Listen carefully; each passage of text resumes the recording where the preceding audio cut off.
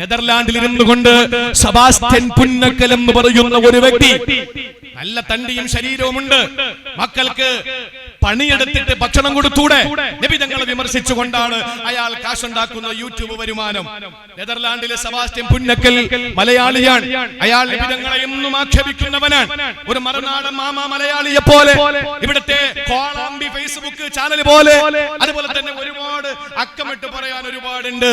ഞാൻ പറയട്ടെ സഹോദരങ്ങളെ, ഈ പറയപ്പെടുന്ന നെതർലാൻഡ് പാർലമെന്റേറിയനായ ഫിത്ന എന്ന സിനിമ ഇറക്കിയ ഈ അർണോഡ് എന്ന് പറയുന്ന വ്യക്തി അവസാനം നബി തങ്ങളെ പറ്റി മനസ്സിലാക്കിയിട്ട് മുസ്ലിമായെന്ന് മാത്രമല്ല, റൗള ശരീഫിന്റെ മുമ്പിൽ വന്ന് ഹബീബായ നബി തങ്ങളുടെ ഖുബ്ബത്തുൽ ഖദറായിന്റെ ചുവട്ടിലിരുന്ന് പൊട്ടി പൊട്ടി കരഞ്ഞ് മാപ്പ് ചോദിച്ചിട്ട് അല്ലാഹുവിന്റെ ഹബീബിനെ കൊണ്ട് വിശ്വസിച്ചിട്ട് കുടുംബസമേതം ഇസ്ലാമിലേക്ക് കടന്നു വന്നു. എന്നാൽ ഏറ്റവും നല്ല ക്രൈസ്തവ മിഷനറിയായിരുന്ന ഡാനിയൽ എന്ന് പറയുന്ന വ്യക്തി, അയാൾ സ്വിറ്റ്സർലൻഡിലെ പ്രമുഖനാണ്. അയാൾ ഇസ്ലാമിനെ പറ്റി പഠിച്ചു. ആദ്യം രൂക്ഷ വിമർശകനായിരുന്നു, പിന്നീട് അദ്ദേഹം ഇസ്ലാമിലേക്ക് കടന്നു വന്നു. ഇന്ന് കുടുംബത്തോടെ ഇസ്ലാമിലാണ്. അദ്ദേഹം ഇസ്ലാമിന്റെ പ്രബോധകനാണ്. നിങ്ങൾക്ക് പഠിക്കാൻ അവസരമുണ്ട്, നിങ്ങൾ പഠിക്കും. നിങ്ങൾ പഠിക്കാൻ നിങ്ങൾ തയ്യാറാണെങ്കിൽ ഞങ്ങൾ വരണ്ട, ഞങ്ങൾ വലിയ ആളെന്നുള്ളതിലല്ല, ഞങ്ങൾ വരേണ്ട കാര്യമില്ല. തർബിയത്തുൽ അത്ഫാൽ എന്ന ദക്ഷിണ കേരള ജംഇയ്യത്തുൽ ഉലമയുടെ ആദ്യത്തെ മദ്രസയാകുന്ന ചുട്ടുമൂല തർബിയത്തുൽ അത്ഫാൽ മദ്രസയിലെ 3ാം ക്ലാസ്സിലെയും 4ാം ക്ലാസ്സിലെയും ഒരു കുട്ടി മതിയല്ലോ നിങ്ങൾക്ക് വിദ്യ പഠിപ്പിച്ചു തരാൻ. ഇവിടത്തെ ദർസിലെ ഒരു ജാബിർ ഉസ്താദിന്റെ ഒരു വിദ്യാർത്ഥി മതിയല്ലോ നിങ്ങൾക്ക് നബി തങ്ങളെ പറ്റി മനസ്സിലാക്കി തരാൻ. നിങ്ങൾ പഠിക്കാൻ തയ്യാറായാൽ മതി. ഇനി അതല്ല, നിങ്ങൾക്ക് ഇതിലൊന്നും താല്പര്യമില്ലെങ്കിൽ, നിങ്ങൾക്ക് ഈ വോണ്ടർട്ടിലിയെ പോലെ, ഹീദർ മാത്യൂസിനെ പോലെ, കേശീഷ് കളയെ പോലെ, കാറ്റ് ജീവനെ പോലെ, ഫാത്തിമ ശബരിമലയെ പോലെ, കമല സുറയ്യയെ പോലെ, ടോണി ബ്ലെയറിന്റെ കുടുംബത്തിലെ പെണ്ണിനെ പോലെ നിങ്ങൾക്ക് ഇസ്ലാമിനെ പഠിച്ച് മുസ്ലിമായി നിങ്ങൾക്ക് അല്ലാഹുവിന്റെ ഹബീബിന്റെ അനുയായിയായി മാറാൻ നിങ്ങൾ തയ്യാറല്ല, അതിന് നിങ്ങൾക്ക് സൗകര്യമില്ല എങ്കിൽ ഞങ്ങൾ ഇപ്പോഴും പറയുന്നു, നിങ്ങൾ ഇസ്ലാമിലേക്കൊന്നും വരണ്ട. അത് ഹിദായത്തുള്ളവൻ അല്ലാഹു തആല കൊടുക്കുന്നവന് മാത്രമേ ഇസ്ലാമിലേക്ക് വരാൻ പറ്റൂ. ഒരു പള്ളിയിലെ ജുമയ്ക്ക് പോകുന്ന ഒരു ഇമാം എന്നുള്ള നിലയിൽ എനിക്ക് തന്നെ അല്ലാഹു ഹിദായത്ത് എപ്പോഴാ ഊരിക്കളയുന്നതെന്ന് പറയാൻ പറ്റൂല. 12,000-12,000-ഓളം വരുന്ന മുറബ്ബിയായ ശൈഖന്മാരുടെ ശൈഖായിരുന്ന, ആയിരക്കണക്കിന് മദ്രസകൾ നടത്തിയിരുന്ന ജുനൈദുൽ ബഗ്ദാദിയുടെയും അല്ലാമ ശിബിലി റഹിമഹുള്ളയുടെയും ഒക്കെ മുറബ്ബിയായ ശൈഖായിരുന്ന അബൂ അബ്ദുല്ലാഹിൽ അംദലൂസി റഹിമഹുള്ള അവസാനം അദ്ദേഹത്തിന്റെ ഹിദായത്തും വിലായത്തും അല്ലാഹു തആല ഊരിക്കളഞ്ഞപ്പോൾ അരപ്പട്ട കെട്ടിയിട്ട് ഖ്ലാഹയിട്ട് അരപ്പട്ട കെട്ടിയിട്ട് പന്നികളെ മേച്ച് നടന്നു. അവസാനം വീണ്ടും അല്ലാഹു തആല ഹിദായത്ത് കൊടുത്ത് ഇസ്ലാമിലേക്ക് കടന്നു വന്നു.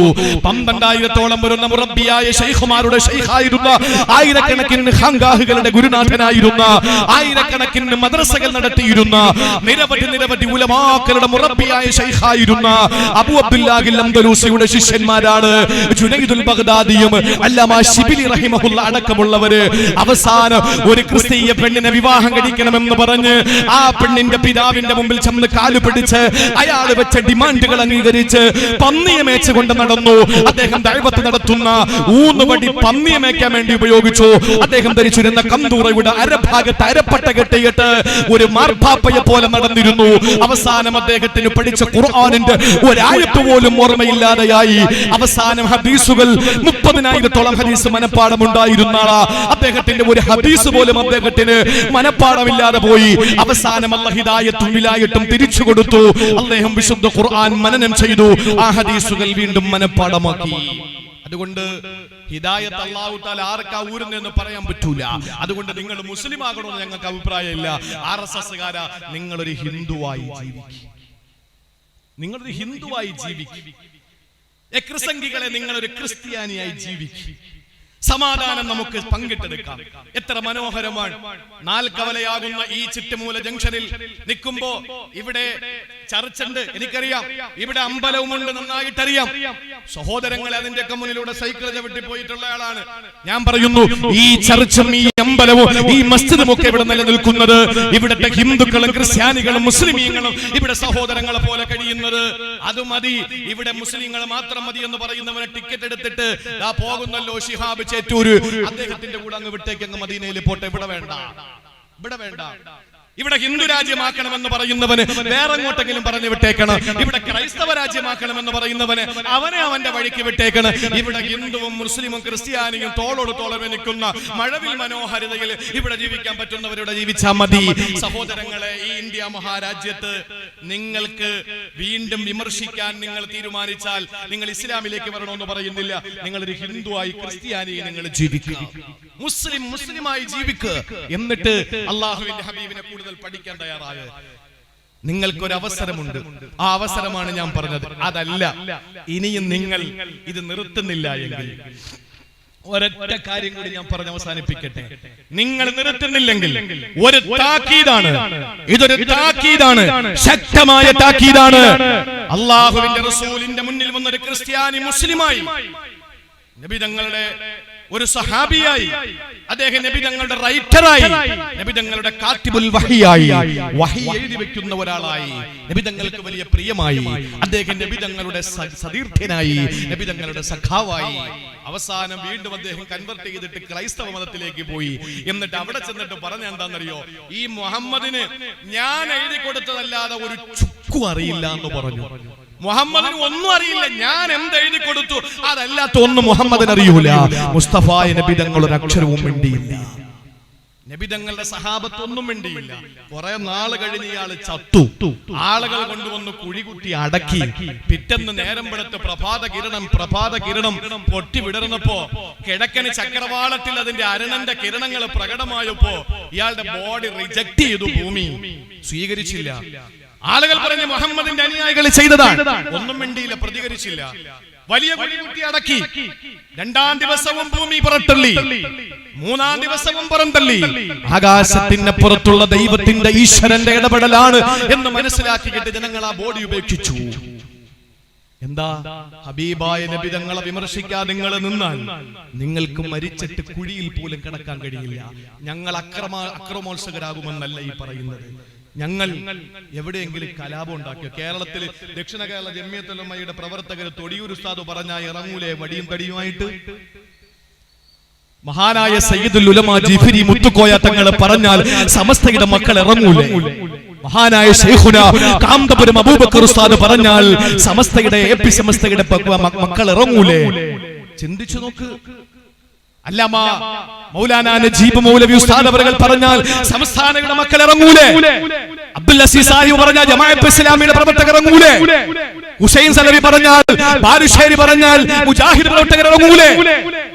കായംകുളത്ത് നിന്നോ അല്ലെങ്കിൽ ഡൽഹി നിസാമുദ്ദീനിൽ നിന്നോ ഇവിടെ തബ്ലീഗിന്റെ പ്രവർത്തകർക്ക് നിർദ്ദേശം കൊടുത്താൽ അവരിറങ്ങൂലേ? ജാബിർ ഉസ്താദ് വെള്ളിയാഴ്ച പള്ളിയിൽ നിങ്ങൾ എന്തേ ഇങ്ങനെ മടിച്ചിരിക്കുന്നു? ഞങ്ങളുടെ ഹബീബിനെ പറഞ്ഞ് നിങ്ങൾ കേട്ടില്ലേ? ഇറങ്ങൂ മക്കളെ എന്ന് പറഞ്ഞാൽ ആരാ ഇറങ്ങാത്തത്? പക്ഷെ എവിടെയെങ്കിലും ആരെങ്കിലും മിണ്ടിയോ? ഇതിനപ്പുറം ഇനി എന്ത് സമാധാനമാണ് ഞങ്ങള് കാണിക്കേണ്ടത്? ഞങ്ങളുടെ നേതാവിനെ പറഞ്ഞു, ഞങ്ങളുടെ ഹബീബിനെ പറഞ്ഞു, ഇതിനപ്പുറം ഇനി ഒന്നുമില്ല. ഞങ്ങളുടെ മുട്ടിനോളം ഞങ്ങളുടെ വാപ്പ വരൂല. എന്റെ വാപ്പയെ പറഞ്ഞതിന്റെ പേരിലല്ല ഞാനും 100 കിലോമീറ്റർ യാത്ര ചെയ്ത് ഇവിടെ വന്ന് നിങ്ങളുടെ മുമ്പിൽ പ്രസംഗിക്കുന്നത്. നിങ്ങളുടെ വാപ്പമാരെ പറഞ്ഞതിന്റെ പേരിലല്ല ഈ ചുറ്റുമൂലയിൽ ഈ രാത്രി നിങ്ങൾ വന്നിരിക്കുന്നത്. നമ്മുടെ വാപ്പയേക്കാൾ, ഉമ്മയേക്കാൾ, ഭാര്യയേക്കാൾ, മക്കളെക്കാൾ, ജീവനേക്കാൾ ഞങ്ങൾ സ്നേഹിക്കുന്ന, കാമിക്കുന്ന, പ്രണയിക്കുന്ന, ഇഷ്ക് വെക്കുന്ന, ഹുബ്ബ് വെക്കുന്ന ഞങ്ങളുടെ നേതാവ്, ഞങ്ങളുടെ രോമാഞ്ചം, ഞങ്ങളുടെ കരളിന്റെ കഷ്ണം, ഞങ്ങളുടെ ഹൃദയത്തിന്റെ തുടിപ്പ്, ഞങ്ങളുടെ പ്രിയപ്പെട്ട നേതാവ് റൂഹി ഫിദാ അഹ്മദ് മുജ്തബ നബി മുഹമ്മദ് മുസ്തഫ സല്ലല്ലാഹു അലൈഹി വസല്ലമ തങ്ങളെ പറ്റി പറഞ്ഞിട്ട് ഏതെങ്കിലും ക്ഷേത്രങ്ങൾ തകർത്തോ, ഏതെങ്കിലും ചർച്ചുകൾ തകർത്തോ, ഏതെങ്കിലും RSSന്റെ ശാഖകൾ തല്ലി തകർത്തോ? ഒന്നും ഞങ്ങൾ ചെയ്തില്ല. കാരണം ഞങ്ങളുടെ പ്രവാചകൻ ആയിഷ ബി പറഞ്ഞു, ലം യകുൻ ഫാഹിഷൻ വലാ മുതഫഹിഷൻ വലാ സഖാബൻ ഫിൽ അസ്വാഖി വലാ യജ്സിഉ ബിസൈഅതി സൈഅ വലാകി യഅഫു വയസ്ഫഹു. ആയിഷ ബി നബി തങ്ങളെ പറ്റി പറഞ്ഞതാണ്, ലം യകുൻ ഫാഹിഷ, നബി തങ്ങൾ അശ്ലീലം പറയുന്നവനല്ല, വലാ മുതഫഹിഷ, പരിഹസിക്കുന്നവൻ പറയുന്നവനും വിമർശിക്കുന്നവനും കുഴപ്പക്കാരനുമല്ല. വലാ സഖാബും ഫിൽ അസ്വാഖി, കമ്പോളങ്ങളിൽ കിടന്ന് മുണ്ടും മടക്കി കുത്തിയിട്ട് പ്രശ്നമുണ്ടാക്കുന്നവനല്ല. വലാ യജ്സിഉ ബിസയ്യിഅതി സയ്യിഅ, തിന്മയെ തിന്മ കൊണ്ട് എതിരിടുന്നവനല്ല. നബി തങ്ങളെ പറ്റി പറഞ്ഞാൽ ഭഗവാൻ ശ്രീകൃഷ്ണനെ പറ്റി ഞങ്ങൾ പറയൂല. നിങ്ങൾ ഞങ്ങളുടെ പ്രവാചകനെ പറ്റി പറഞ്ഞാൽ യേശുക്രിസ്തുവിനെ പറ്റി ഞങ്ങൾ പറയൂല. നിങ്ങൾ ഞങ്ങളെ പറ്റി എന്ത് പറഞ്ഞാലും, ഞങ്ങളുടെ നേതാവിനെ എന്ത് വിമർശിച്ചാലും ഞങ്ങൾ ഇതുപോലെ മൈക്ക് വെച്ച് കെട്ടിയിട്ട് ഞങ്ങളുടെ ഊർജം കളഞ്ഞുകൊണ്ട് ഞങ്ങളുടെ ചോര വിയർപ്പാക്കിയിട്ട് ഞങ്ങളൊന്നും നിലവിളിച്ച് ഞങ്ങളുടെ ഹബീബിന്റെ പേരിൽ കുറെ സ്വലാപ്പ് ചൊല്ലു, ഞങ്ങളുടെ പ്രവാചകൻ അതായിരുന്നു എന്ന് ഞങ്ങളുടെ ഉമ്മത്തിനെ ഒന്ന് പഠിപ്പിക്കൂ. അല്ലാതെ ഞങ്ങൾ ഒരു വിമർശനവും അല്ലെങ്കിൽ ഒരു പ്രശ്നവും ഞങ്ങൾ ഉണ്ടാക്കുന്നില്ലല്ലോ. പക്ഷേ ദൈവത്തിന്റെ ഇടപെടൽ നിങ്ങൾക്ക് ഉണ്ടാവും. നിങ്ങൾക്ക് മരിച്ചാൽ കുഴി കിടക്കാൻ പറ്റൂല. അള്ളാഹുവിന്റെ ശിക്ഷ, പടച്ചവന്റെ ശാപം, അള്ളാഹുവിന്റെ കഠിനമായ ശിക്ഷ നിങ്ങൾക്ക് ഉണ്ടാവും. ആ ശിക്ഷ നിങ്ങൾ ഭയപ്പെടുക. അതുകൊണ്ട് അള്ളാഹുവിനെ ഹബീബായ നബി തങ്ങളെ പരിചയപ്പെടുത്തി തരാം. ഒരൊറ്റ വാക്കിൽ ഞാൻ പറഞ്ഞു തരാം. ആരാണ് അള്ളാഹു എന്ന് നമ്മൾ പഠിച്ചല്ലോ. ആരാണ് അള്ളാഹു? എന്നെ കേൾക്കുന്ന എന്റെ സഹോദരങ്ങളെ, അള്ളാഹു ആരാണ്? റബ്ബുൽ ആലമീൻ. റബ്ബുൽ ആലമീൻ ആണ് അള്ളാഹു. അൽഹംദുലില്ലാഹി റബ്ബുൽ ആലമീൻ എന്ന് 17 പ്രാവശ്യം നിർബന്ധമായി നമ്മൾ പറയുന്നവരാണ്. ആ റബ്ബുൽ ആലമീൻ എന്ന് പറഞ്ഞാൽ ലോകത്തിന്റെ സൃഷ്ടാവ് എന്നാണ്. ആലം എന്ന് പറഞ്ഞാൽ മാസിവൽ ബാരി, അല്ലാഹ് അല്ലാത്ത എല്ലാത്തിനെയും ആലം എന്ന് പറയും. ആകാശം അള്ളാഹുവിന്റെ സൃഷ്ടിയ, അള്ളാഹുവിന്റെ സൃഷ്ടിയാണ്. ഭൂമി അതൊരു ലോകമാണ്. ഈ ലോകത്തിന്റെ ഒക്കെ സൃഷ്ടാവ് അള്ളാഹുവാണെങ്കിൽ നബി തങ്ങളെ പറ്റിയിട്ട് അള്ളാഹു ഖുർആനിലൂടെ പറഞ്ഞത് റഹ്മത്തുൽ ലിൽ ആലമീൻ എന്നാണ്. അള്ളാഹയെ പറ്റി അള്ളാഹ് പറഞ്ഞത് റബ്ബുൽ ആലമീൻ ആണ്. അതേ കാര്യം നബി തങ്ങളെ പറ്റി പറഞ്ഞു റഹ്മത്തുൽ ലിൽ ആലമീൻ, കാരുണ്യത്തിന്റെ പ്രതീകമാണ് അള്ളാഹുവിന്റെ ഹബീബ്. ഞങ്ങൾ ഞങ്ങളുടെ ഹബീബിന് വേണ്ടിയിട്ട് ജീവൻ അർപ്പിക്കാൻ, അമലുകൾ കൊണ്ട് സുന്നത്ത് മുറുകെ പിടിച്ചുകൊണ്ട് ജീവിക്കാൻ ഞങ്ങൾ പ്രതിജ്ഞാബദ്ധരാണ്. ആ പ്രതിജ്ഞ എടുത്തിരിക്കുന്ന ഞങ്ങൾക്ക് ഇനി മുദ്ദസ്സിറുമാരെ കാണിച്ചിട്ട് ഞങ്ങളെ നിങ്ങൾ പേടിപ്പിക്കാൻ ശ്രമിക്കണ്ട. മരിക്കുന്ന നേരത്ത് നബി തങ്ങളുടെ നേരെ വരുന്ന അമ്പുകളെ ഓരോന്നും റസൂൽ കാണാതെ നിന്നപ്പോൾ സ്വന്തം ശരീരം കൊണ്ട് ഏറ്റുവാങ്ങിയിട്ട് എന്റെ ഹബീബിന്റെ തിരുമേനിയിൽ അത് കൊള്ളരുത് എന്ന് മനസ്സിലാക്കിയിട്ട് സ്വന്തം മാംസളമായ ഭാഗത്തേക്ക് അമ്പുകൾ ഏറ്റുവാങ്ങിയിട്ട് അള്ളാഹുവിന്റെ ഹബീബിന്റെ പ്രിയപ്പെട്ട സഹാബിവര്യനായ അബൂ ദുജാന റളിയല്ലാഹു തആല അൻഹു മരിച്ചു വീഴുമ്പോൾ ചരിത്രം പറയുന്നത് മുള്ളം പന്നി കിടക്കും പോലെ കിടന്നു എന്ന. മുള്ളം പന്നി നിങ്ങൾക്കറിയൂലേ? ശരീരത്ത് മുഴുവനും മുള്ള ഈ അബൂ ദുജാന എന്ന സഹാബി മരിച്ചു വീഴുമ്പോൾ ശരീരത്ത് മുള്ളം പന്നി മോഡലാണ്. ശരീരം മുഴുവനും അമ്പേറ്റ് പിടഞ്ഞു വീണു. അള്ളാഹുവിന്റെ ഹബീബിന്റെ ശരീരത്തിൽ അമ്പ് കൊള്ളാതെ സൂക്ഷിച്ചു. ഒരു മദീന 17 നെറുകയിലെത്തിയ ഒരു വനിത നബി തങ്ങളുടെ നേരെ ഒരു അമ്പ് വരുന്നത് കണ്ടപ്പോൾ എന്റെ റസൂൽ അത് കാണുന്നില്ലെന്ന് മനസ്സിലാക്കിയിട്ട് സ്വന്തം നെഞ്ച് കാണിച്ചു കൊടുത്ത് ആ നെഞ്ചിലേക്ക് അമ്പേറ്റു വാങ്ങിയിട്ട് പിടഞ്ഞു വീണ് രക്തസാക്ഷിത്വത്തെ പുഞ്ചിരിയോടെ സ്വീകരിച്ച വനിതകൾ നമ്മുടെ മുന്നിൽ മാതൃകയുണ്ട്. ഇനി അതല്ല, പ്രവാചകനെ പറ്റി നിങ്ങൾ പറഞ്ഞത് നിങ്ങൾക്ക് തെറ്റാണെന്ന് ബോധ്യപ്പെട്ടാൽ ഇവിടെ ഭഗവാൻ ശ്രീകൃഷ്ണനെ പറ്റിയോ അല്ലെങ്കിൽ ശ്രീരാമാനുജനെ പറ്റിയോ അല്ലെങ്കിൽ മറ്റാരെയെങ്കിലും നിങ്ങൾ ഹൈന്ദവാചാര്യന്മാരെ പറ്റിയോ അല്ലെങ്കിൽ മഹാദേവ ഗോവിന്ദ റാനഡയെ പറ്റിയോ അല്ലെങ്കിൽ സ്വാമി വിവേകാനന്ദനെ പറ്റിയോ അല്ലെങ്കിൽ ശ്രീ പരമഹംസനെ പറ്റിയോ അല്ലെങ്കിൽ മറ്റാരെ പറ്റിയോ നിങ്ങൾ ആരെങ്കിലും വിമർശിച്ചാൽ, ഇവിടുത്തെ മുസ്ലിമീങ്ങൾ വിമർശിച്ചാൽ, ഇതുപോലെ വേദി കെട്ടിക്കെട്ടി ഞങ്ങൾക്ക് ഹൈന്ദവ സഹോദരങ്ങളുടെ ആചാര്യന്മാരെ സംരക്ഷിക്കേണ്ട ബാധ്യത KMYF-ന്റെ പ്രവർത്തകർ സംഘടിപ്പിക്കും. അതിലൊരു സംശയവും ഇല്ല. ഒന്നുകൂടി ഞാൻ പറയാണ്, എന്റെ പ്രവാചകൻ നിങ്ങളുടെ പ്രവാചകനെ തിരിച്ചറിയുക. അള്ളാഹുവിന്റെ ഹബീബ് ആരാണ് എന്ന് ചോദിച്ചാൽ പ്രവാചകനെ അറിയാൻ ഒരൊറ്റ വഴിയേ ഉള്ളൂ. എന്താണെന്നറിയോ?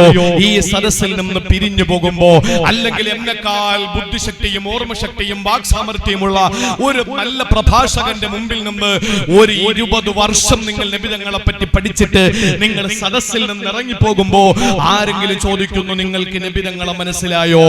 ഇല്ല, എനിക്ക് നബി തങ്ങളെ പറ്റി മനസ്സിലായില്ല എന്നല്ല പറയേണ്ടത്. എനിക്ക് മനസ്സിലായി എന്റെ ഹബീബിനെ പറ്റി. എന്താ നിനക്ക് നബി തങ്ങളെ പറ്റി മനസ്സിലായത്? ഒരൊറ്റ കാര്യം മനസ്സിലായി, എനിക്ക് എന്റെ ഹബീബിനെ മനസ്സിലാക്കാൻ പറ്റൂല എന്ന് മനസ്സിലായി. ഇതല്ലാതെ ഒരു മറുപടി നമുക്ക് വേണ്ട. തിരിച്ചറിയാൻ പറ്റൂല സഹോദരങ്ങളെ. ഒരു നേതാവാണോ, ഒരു ഭർത്താവാണോ, ഒരു യോദ്ധാവാണോ, ഒരു സൈന്യാധിപനാണോ, അതിനേക്കാളൊക്കെ മുകളിൽ അള്ളാഹുവിന്റെ ഹബീബ് ആരാണ്? ഒരു റസൂലാണ്.